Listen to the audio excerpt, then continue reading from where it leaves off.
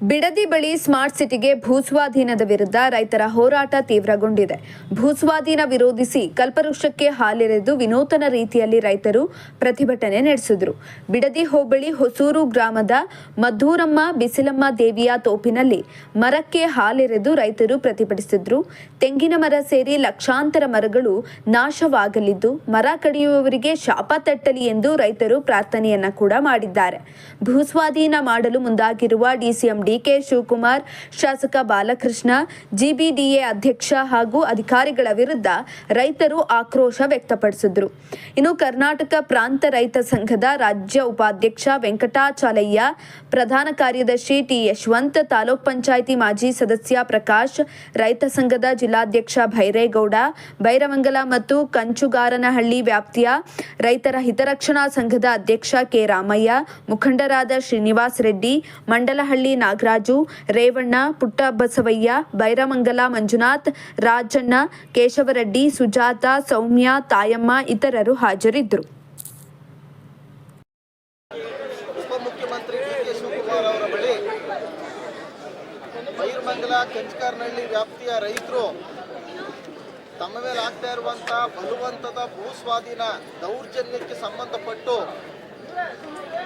ಮನವಿಯನ್ನು ಸಲ್ಲಿಸಲು ಹೋದಾಗ ಡಿಕೆ ಶಿವಕುಮಾರ್ ಅವರು ತಾನು ಒಬ್ಬ ಜನಪ್ರತಿನಿಧಿ ಎನ್ನುವುದನ್ನು ಮರೆತು ಒಬ್ಬ ರೌಡಿ ರೀತಿಯಲ್ಲಿ ಕುಂದು ರೌಡಿ ಭಾಷೆಯಲ್ಲಿ ಮಾತನಾಡಿ ರೈತರನ್ನ ಬೆದರಿಸಲಿಕ್ಕೆ ಮಾಡಿರ್ತಕ್ಕಂಥ ಪ್ರಯತ್ನವನ್ನ ಇಡೀ ರಾಜ್ಯದ ರೈತ ಸಮುದಾಯ ತೀವ್ರವಾಗಿ ಖಂಡಿಸ್ತದೆ. ಡಿಕೆ ಶಿವಕುಮಾರ್ ಇವತ್ತು ಉಪಮುಖ್ಯಮಂತ್ರಿ ಆಗಿದ್ದಾರೆ. ಈ ರೀತಿ ಇಷ್ಟೊಂದು ರಾಜಕೀಯ ಸ್ಥಾನಮಾನ ಪಡೆದಿರ್ತಕ್ಕಂಥದ್ದು ಜನರು ಕೊಟ್ಟ ಮತದಾನದ ಭಿಕ್ಷೆಯಿಂದ ಅಂತಕ್ಕಂಥದ್ದನ್ನ ಡಿಕೆ ಶಿವಕುಮಾರ್ ತಿಳಿಬೇಕು. ಪ್ರಜಾಪ್ರಭುತ್ವ ವ್ಯವಸ್ಥೆ ಇದೀವಿ ನಾವು. ಡಿಕೆ ಶಿವಕುಮಾರ್ ಭಾರಿ ದೊಡ್ಡ ಪಾಳೆಗಾರ ಅಂತೇಳಿ ಮೆರೆಯೋದಕ್ಕೆ ಅವಕಾಶ ಇಲ್ಲ. ನೋಡಿದೀವಿ ನಾವು ಇತಿಹಾಸದುದ್ದಕ್ಕೂ ನಾನ್ ದೊಡ್ಡವನು ಅಂತೇಳಿ ಮೆರೆದಂತವರೆಲ್ಲ ಏನಾಗಿದ್ದಾರೆ ಅಂತೇಳಿ ನಾವು ನೋಡಿದ್ದೀವಿ.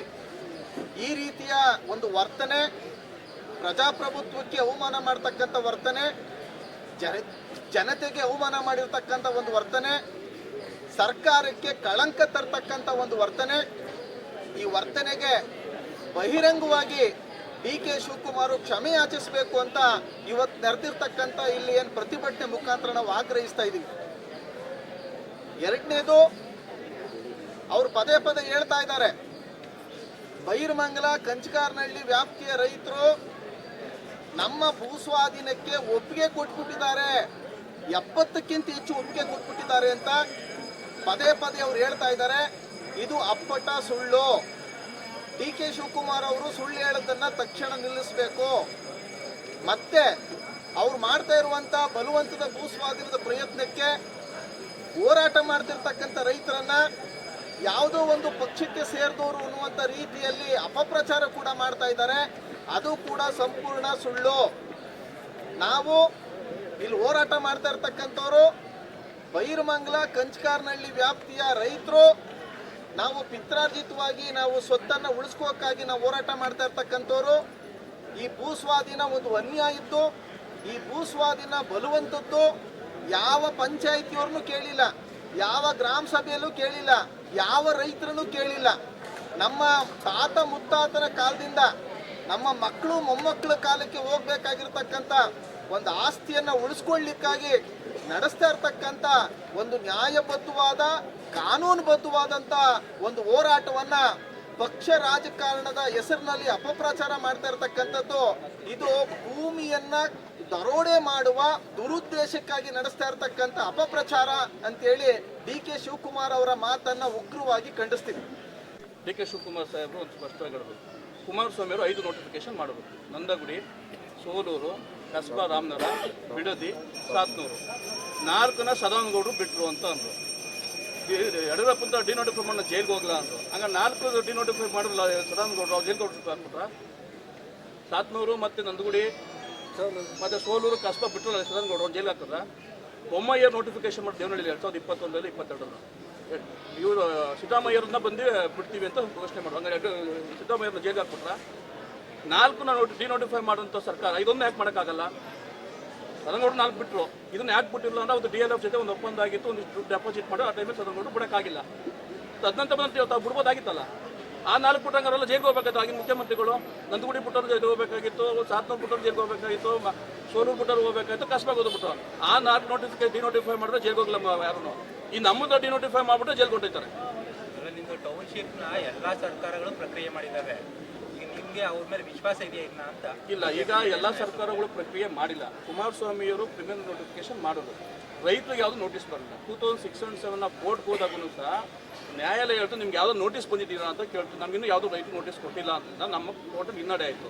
ನಮ್ಗೀಗೆ ನೋಟಿಸ್ ಮಾರ್ಚಲ್ಲೇ ಫಸ್ಟು 18 ವರ್ಷದಿಂದ ಏನು ಶುರು ಮಾಡಿದ್ರು ಅಷ್ಟೇ ಬಿಟ್ಟರೆ ನಮ್ಮ ರೈತರಿಗೆ ಬಂದಿದ್ದ ಫಸ್ಟ್ ನೋಟಿಸೇ ಈಗ ಈ ವರ್ಷ ಮಾರ್ಚಲ್ಲಿ. ಸರ್, ಈಗ ಅವರು ನಿಮ್ಮ ಕೇಳಿ ಘೋಷಣೆ ಕೂಗೋದ್ಬಿಟ್ಟು ಬೇರೆ ಏನು ಮಾಡೋಕ್ಕಾಗಲ್ಲ ಅಂತ ಹೇಳಿದ್ದಾರೆ ಸರ್. ಹೀಗಾಗಿ ಈ ವಿಚಾರದಲ್ಲಿ ನಿಮ್ಮ ಹೋರಾಟ ಹೇಗಿರುತ್ತೆ? ಯಾಕಂದ್ರೆ ಜಮೀನನ್ನ ಉಳಿಸ್ಕೊಳ್ಳೇಬೇಕು ಅಂತ ಹೋರಾಟ ಮಾಡ್ತಾ ಇದ್ರಿ.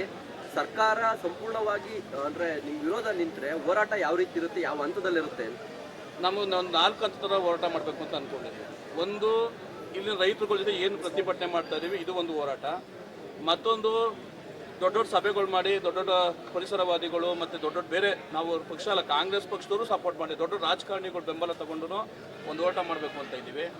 ಮತ್ತೊಂದು, ನಾವೊಂದು ಗ್ರೀನ್ ಟ್ರಿಬ್ಯುನಲ್ ಏನು ಹಸಿರು ನ್ಯಾಯಾಲಯಕರಣ ಅಂತ ಏನಂತ ಅಂತೀವಿ, ಅದರಲ್ಲಿ ಹಾಕಿ ನಮ್ಮ ಮರ ಗಿಡಗಳ ಬಗ್ಗೆ ಮಾಹಿತಿ ಕೊಟ್ಟು ನಾವೊಂದು ಹಸಿರು ನ್ಯಾಯಾಲಯದಲ್ಲಿ ಹೋಗ್ಬಿಟ್ಟು ಒಂದು ಕೋರ್ಟ್ನ ಮನವಿ ಮಾಡಬೇಕು ಅಂತ ಇದ್ದೀವಿ. ಮತ್ತು ಈಗ ಏನಾದ್ರು ಅಬ್ಜೆಕ್ಷನ್ ಕಾಲ್ ಮಾಡಿದ್ದಲ್ಲ, ನಾವು 2007 ಅರ್ಜಿ ಕೊಟ್ಟಿದ್ದೀವಲ್ಲ, ಅದು ಒಟ್ಟು ಎಷ್ಟು ಎಕರೆ ಅದು ಎಕ್ಸಾಕ್ಟ್ ಒಂದು 5,000 ಎಕರೆ ಬರ್ಬೋದು ಅಂದ್ಕೊಂಡಿದ್ವಿ. ಅಷ್ಟನ್ನು ನಾವು ನ್ಯಾಯಾಲಯಕ್ಕೆ ಇಂಡಿವಿಜುವಲ್ ರೈತರನ್ನ ಕೋರ್ಟ್ಗೆ ಹಾಕುವಂಥ ಕೆಲಸ ಮಾಡ್ತೀವಿ. 4 ಹಂತದಲ್ಲಿ ಹೋರಾಟ ಮಾಡ್ತೀವಿ.